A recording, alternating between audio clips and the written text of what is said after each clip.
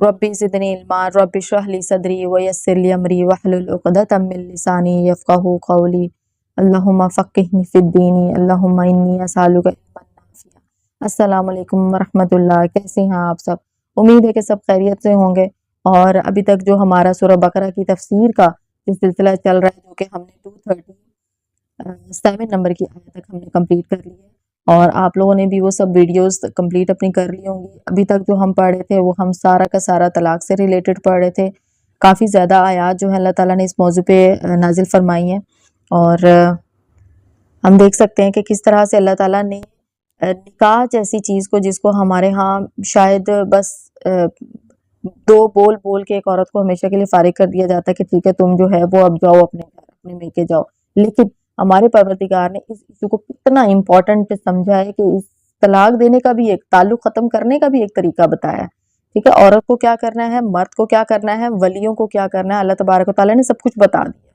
ठीक है, तो अभी हमारा वो मौजू तकरीबन दी एंड होने जा रहा है, लेकिन बीच में कुछ आयत आएंगी। अभी जो आयत आ रही है, जो 2 से 3 आयत आ रही हैं, वो नमाज से रिलेटेड आ रही हैं कि नमाज को आपने किस तरह से अल्लाह ताला ने उसकी अहमियत के बारे में बताया। अच्छा देखिए, एक थोड़ा सा ना दिमाग में कभी कभी आता है कि एक टॉपिक चल रहा था और अचानक से जो है वो टॉपिक चेंज हो जाता है, तो क्या मतलब इसकी रीज़न क्या होती है। ठीक है ना, जब किसी इंसान की ज़िंदगी में तब्दीली आती है, फॉर एग्जांपल उसके हस्बैंड से उसको मतलब डिवोर्स हो गई है, या खुला हो गई है आपस में, या फिर उसके हस्बैंड की डेथ हो गई है, कुछ इस तरह के रीजंस हो गए हैं कि वो अब उनके साथ नहीं है, तो अल्लाह तबारक व तआला ने इसको, इस मौजू को साथ लेके आते साथ ही आगे नमाज का जिक्र। तो ये इसलिए है कि इंसान जब ना अपनी तकलीफ के एक पीरियड से जब गुजर रहा होता है, तो कई बार ऐसा होता है कि वो नाशुक्रापन भी कर जाता है, और नाशुक्रेपन में भी वो कई बार इबादतों को निगलेक्ट कर देता है, वक्त पे अदा नहीं करता। मतलब उसको ऐसे होता है कि बस ठीक है मेरी, मतलब वो अपनी उस एक अलग ही उसमें चल रहा होता है पीरियड से, जिसमें उसको समझ ही नहीं आ रही होती कि उसने करना क्या है, और उसको याद ही नहीं रहता कि उसकी नमाजें कज़ा हो रही हैं, छूट रही हैं।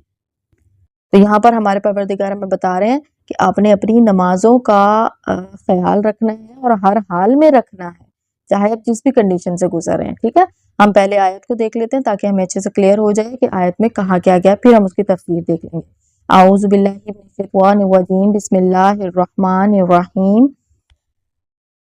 आयत नंबर 238, हाफिजू अलस्सलाति वस्सलातिल वुस्ता वक़ूमू लिल्लाहि क़ानितीन।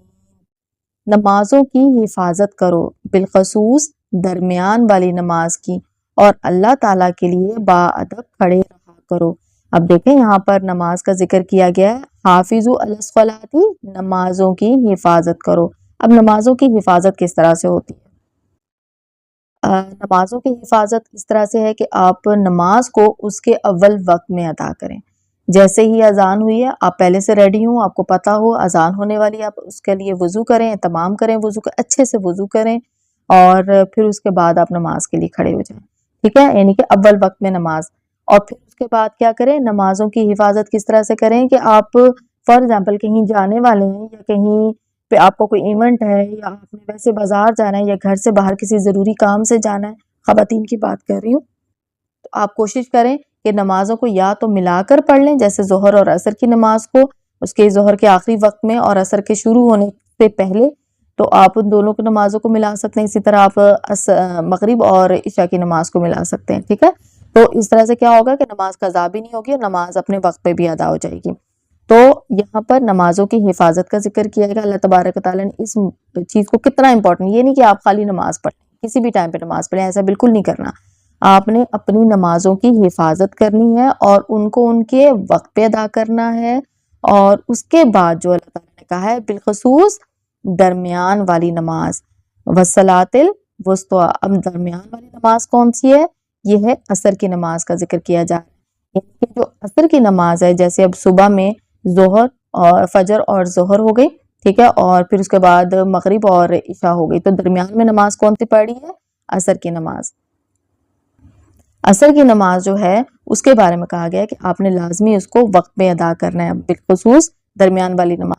वैसे तो ये सब नमाजों के बारे में कहा गया है, लेकिन अब देखें ना, जैसे गज़वा खंदक था, तो उस वक्त क्या हुआ था कि नमाज असर जो है उसको जो है वो اس طرح سے ادا کیا گیا کہ جس طرح سے آپ کہہ سکتے ہیں کہ ایک جنگی صورتحال میں ادا کیا جا سکتا ہے. تو اللہ تبارک و تعالیٰ نے یہاں پر عصر کی نماز کی امپورٹنس بتائی ہے. اور آپ کو معلوم ہے کہ عصر کی نماز کے بارے میں کیا کہا گیا ہے کہ آپ صلی اللہ علیہ وسلم نے فرمایا کہ جس نے عصر کی نماز چھوڑ دی ہے وہ ایسے ہی ہے جیسے اس نے اپنے تمام مال اور اہل و عیال کو ختم کر دیا ہو، یعنی کہ اس کو بالکل آپ کہہ رہے ہیں کہ وہ اس کی سب کچھ ہی اس کا ختم ہو گیا ہو. تو اس طرح سے ہے عصر کی نماز کو چھوڑنا، اتنی امپورٹنس ہے اس نماز کی. ٹھیک ہے. اور اس کے بعد دیکھیں اللہ تبارک و تعالیٰ کیا کہہ رہے ہیں کہ وَقُومُوا لِلَّهِ قَانِتِينَ، اور اللہ تعالیٰ کے لیے باادب کھڑے رہا کرو. یعنی کہ آپ نے جس بھی حالات میں ہیں آپ اللہ تعالیٰ کے لیے آپ نے نماز پڑھنی ہے اور نماز کے لیے آپ نے باادب کھڑے ہونا ہے. یہ نہیں ہے کہ آپ دیکھ کے ہی رہے ہیں اور سن کے ہی رہے ہیں اور کھڑے کے ہی ہیں. یعنی کہ آپ نے اپنی نمازوں کو اتنے خشوع سے ادا کرنا ہے کہ ادب جھلکے اس میں سے پتہ چلے کہ ہاں کوئی نماز پڑھ رہا ہے. اب دیکھیں ہماری نمازوں میں کیا ہوتا ہے، کئی بار ایسا ہوتا ہے کہ ہمارے تو دھیان ہی کہیں اور ہوتا ہے، ہمیں پتہ ہی نہیں ہوتا ہم نماز میں کیا پڑھ رہے ہیں.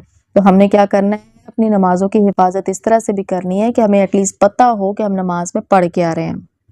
اب دیکھیں جو نماز میں ہم سورہ فاتحہ پڑھتے ہیں، ہمیں ایک بار ایسا ہوتا ہے کہ پتہ ہی نہیں ہوتا کہ سورہ فاتحہ میں ہم پڑھ کے آ رہے ہیں، بیسک اس کا پرپس کیا ہے، اس کے اندر بات کیا کی گئی. بس ہمیں عربک یاد ہے بچپن سے جو ہم نے کیا ہوا ہے اور پھر ہم بس اس کو پڑھتے چلے جاتے ہیں، ہمیں کچھ پتہ نہیں ہوتا کہ ہم پڑھ کیوں رہے ہیں، ہم پڑھ کیا رہے ہیں اور اس میں بات کیا کی گئی ہے، کسی سے پناہ مانگی گئی ہے اور کس چیز کی دعا کی گئی، کچھ پتہ نہیں ہوتا. ہمیں بس یہ پتہ ہوتا ہے کہ ہم نے بس اس کو پڑھنا ہے اور اس کا پڑھنا ضروری ہے. ٹھیک ہے. ایسا نہیں ہونا چاہیے. ہمیں اپنی نمازوں میں کم از کم ایٹ لیسٹ جو عربک ہم پڑھ رہے ہوتے ہیں ہمیں اس کے بارے میں پتہ ہونا چاہیے کہ اس کا میننگ کیا ہے. ٹھیک ہے. ہم اس پہ انشاءاللہ کسی اور وقت بات کریں گے تفصیلی، لیکن ابھی ہم صرف اتنا جان لیتے ہیں کہ ہمیں معلوم ہونا چاہیے کیونکہ عربی ہماری لینگویج نہیں ہے. ٹھیک ہے. عربی ہماری زبان نہیں ہے، ہمیں اس کو سیکھنا پڑتا ہے، ہمیں اسے سمجھنا پڑتا ہے، انڈرسٹینڈ کرنا پڑتا ہے. تو جب تک ہم انڈرسٹینڈ نہیں کریں گے ہمارے نمازوں میں خشوع کہاں سے آئے گا، ہمیں تو پتہ ہی نہیں ہوگا ہم پڑھ کے رہے ہیں. ٹھیک ہے. تو جب تک آپ ایک بار یہ تجربہ کر کے دیکھیں، جب آپ کو نماز کی اندر پڑھی جانے والی چیزوں کی ٹرانسلیشن پتہ ہوگا کہ ہم پڑھ کے رہے ہیں تو آپ کو مزہ آئے گا پڑھنے میں. ٹھیک ہے. جب آپ کو نماز پڑھنے میں مزہ آئے گا تو اوبیسلی آپ ایک نماز کے بعد دوسری نماز کا انتظار کریں گے. ٹھیک ہے. اور اللہ تعالیٰ کی پکار جیسے ہی آئے گی اللہ اکبر تو آپ بھاگے ہوئے جائیں گے نماز کے لیے. تو اللہ تعالیٰ ہم سب کو نماز کی پابندی کرنے کی توفیق عطا فرمائے اور ہمیں ہماری نمازوں کو قبول فرمائے. سب سے بڑی بات ہے ہماری نمازوں کو قبول فرمائے. اب دیکھیں نا جیسے کہ نمازیوں کے لیے بھی اللہ تبارک و تعالیٰ نے کہا کہ ہلاکت ہے ان نمازیوں کے لیے جو اپنی نمازوں کو بھولے بیٹھے ہیں، یعنی کہ ان کو پتہ ہی نہیں ہے کہ وہ اپنی نمازوں سے غافل ہیں. کبھی نماز پڑھی اور کبھی چھوڑ دی اور کبھی بہترین طریقے سے نہ پڑھی، خشوع سے نہ پڑھی اور دماغ میں خیالات چل رہے ہیں، بس جلدی جلدی سجدہ دیا اور پچھلے وقت میں جا کے نماز پڑھ لی اور جیسے تیسے بس یہ آپ کہہ لیں کہ بس جیسے فرض سمجھ کے ادا کر کے اور بس بھاگ گئے. ٹھیک ہے. تو اللہ تعالیٰ نے ہمیں نمازیوں کے لیے بھی کہا ہے کہ نماز کو بہترین طریقے سے ادا کرنا ہے. ایسے نہیں کہ بس آئے اور جلدی جلدی آدھا سجدہ کر کے اور بس چلے گئے، نہ رکوع کا پتہ نہ سجدے کا پتہ. ٹھیک ہے. ہم نے اپنی نمازوں کو بھی بہترین کرنا اور وقتاً فوقتاً ہم نے سیکھنے والا عمل کرنا ہوتا ہے کہ اللہ تبارک و تعالیٰ ہمیں کس طرح سے نماز کی حفاظت کا آپ کہہ لیں کہ نماز کی حفاظت کے بارے میں فرما رہے ہیں.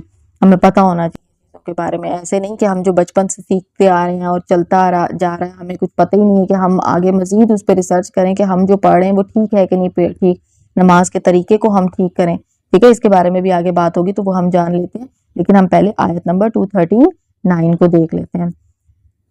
فَإِن خِفْتُمْ فَرِجَالًا أَوْ رُكْبَانًا فَإِذَا أَمِنْتُمْ فَاذْكُرُوا اللَّهَ كَمَا عَلَّمَكُمْ مَا لَمْ تَكُونُوا تَعْلَمُونَ. اگر تمہیں خوف ہو تو پیدل ہی صحیح یا سوار ہی صحیح، ہاں جب امن ہو جائے تو اللہ تعالیٰ کا ذکر کرو جس طرح کہ اس نے تمہیں اس بات کی تعلیم دی جسے تم نہیں جانتے تھے. اب دیکھیں یہاں پر جب ادب نماز پڑھنے کا بات کی جا رہی ہے تو ساتھ یہ بھی بتایا جا رہا ہے کہ اگر تمہیں خوف ہو، یعنی کہ کوئی ایسی سچویشن ہے جس میں کہ آپ نماز جو ہے وہ خوف کی صورتحال میں پڑھ رہے ہیں، لیکن آپ کسی بھی حال میں اس بات سے اندازہ لگا لیں کہ کسی بھی حال میں نماز معاف نہیں. آپ خوف کی حالت میں، آپ جنگ کی حالت میں، آپ کسی بھی حالت میں آپ نے نماز ادا کرنی ہے. اور آپ لوگوں کو معلوم ہے کہ ہمارے نبی پاک نے تو جنگوں میں بھی نماز نہیں چھوڑی ہے. ٹھیک ہے. جنگوں میں بھی ایسے ہوتا تھا کہ نماز کے لیے جو ہے وہ دستہ جو ہے وہ پہلے نماز پڑھ لیتا تھا یا ایک رکعت پڑھ لیتا تھا، پھر دوسرا دستہ آ گیا کہ دوسری رکعت پڑھ لیتا تھا، تو اس طرح سے نماز کو مکمل کیا جاتا تھا۔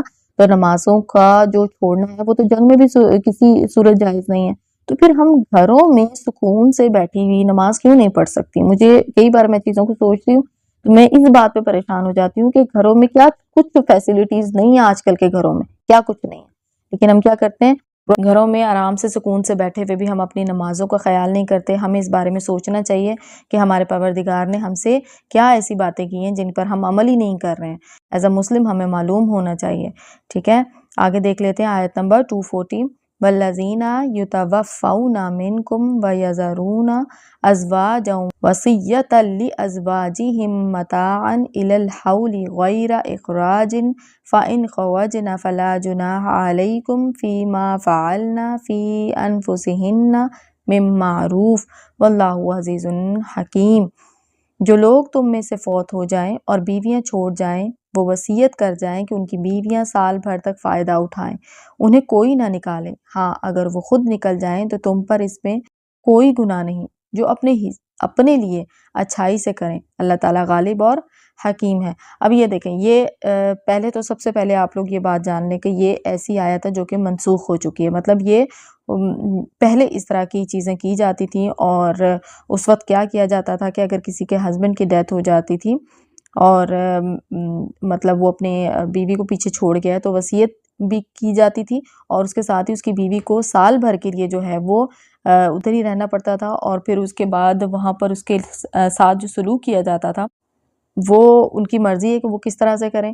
تو عام طور پہ جو ہے وہ عورتوں کو بڑا ہی مطلب پریشانی کا سامنا کرنا پڑتا تھا۔ اوبیسلی جس گھر میں اس کے ہسبینڈ نہیں ہے تو آپ تھوڑا سا اگر سوچتے ہیں بیک گراؤنڈ میں جا کے کہ اس وقت کیا سچویشن ہوگی کہ پورے 1 سال کے لیے اس عورت کو اس گھر میں رہنا ہے، اور عام طور پہ بڑا ہی اس طرح سے ایک اسلام سے پہلے کے حالات تھے کہ سال سال بھر کے لیے عورت کو وہاں پہ رکھا جاتا تھا، ٹھیک ہے۔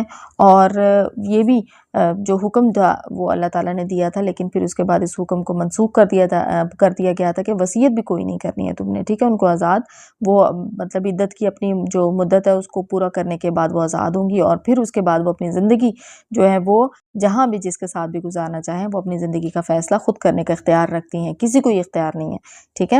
اور ولی کی اجازت کے ساتھ وہ جس طرح سے اپنی زندگی کا فیصلہ کرنا چاہیں وہ کر سکتی ہیں، ٹھیک ہے۔ اور آگے دیکھیں آیت نمبر 241، وَلِلْمُطَلَّقَاتِ مَتَاعٌ بِالْمَعْرُوفِ حَقًّا عَلَى الْمُتَّقِينَ۔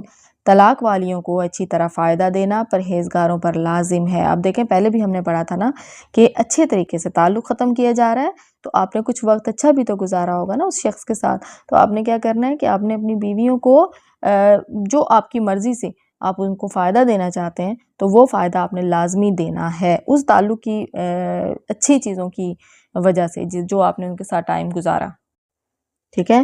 تو یہاں پر ہماری آیات جو ہیں وہ 241 نمبر کی آیت تک ہم نے مکمل کر لیا۔ آگے دیکھ لیتے ہیں ہم 242 نمبر کی آیت، کَذَلِكَ يُبَيِّنُ اللَّهُ لَكُمْ آیَاتِهِ لَعَلَّكُمْ تَعْقِلُونَ۔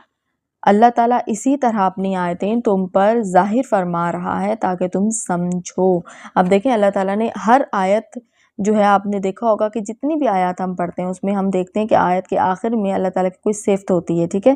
جیسے ہم نے پیچھے پڑھا کہ ان اللہ بما تعملون بصیر، یعنی کہ اللہ تعالیٰ جو ہے وہ تمہارے اعمال کو دیکھ رہا ہے، ٹھیک ہے۔ اسی طرح ہم واللہ عزیز حکیم، اللہ تعالیٰ غالب اور حکیم ہے، ٹھیک ہے۔ تو ہم جو ہے اب یہاں پر دیکھ رہے ہیں کہ اللہ تعالیٰ کہہ رہے ہیں کہ ہر آیت کو کھول کے بیان کیا گیا ہے، کہ یعنی کہ اللہ تعالیٰ مطلب کوئی ایسا ٹاپک، کوئی ایسی بات، کوئی ایسی رہنمائی رہ نہیں گئی ہے کہ جس کے بنا اللہ تعالیٰ نے ہمیں چھوڑ دیا ہو کہ ٹھیک ہے یہ خود ہی سینس اس کا استعمال کر لے گا اور یہ کر لے گا، ایسا نہیں ہے۔ اللہ تبارک و تعالیٰ نے ہر چیز ہمیں قرآن پاک میں بتا دی ہے۔ ہاں یہ ہے کہ ہمیں خود تھوڑا سا اس بارے میں معلوم نہیں ہوتا، اور ہم قرآن پاک کو چھوڑ کے اپنی زندگی کو بڑے اچھے سے گزار رہے ہوتے ہیں کہ ہمیں پتہ ہے کہ ہم نے نماز پڑھنی ہے، بس پڑھ لی، ہم نے حج کر لیا، عمرہ کر لیا، اور بس اس طرح کی چیزیں۔ لیکن ہمیں اپنے پروردگار کی اس کتاب کو بہت دل سے، بہت اچھے سے پڑھنا ہے، سمجھنا ہے، اور آگے بھی لوگوں کو بتانا ہے کہ اس کتاب میں کیا لکھا ہوا ہے، ٹھیک ہے۔ یہاں پر ہماری آیت نمبر 242 تک کمپلیٹ ہوتا ہے۔ اب انشاءاللہ ہم کوشش کریں گے کہ آگے کی آیات کو ہم بعد میں کریں، کیونکہ وہاں پر ٹاپک جو ہے وہ چینج ہونے جا رہا ہے، تو ابھی بس اتنا ہی. وما علینا الا البلاغ المبین.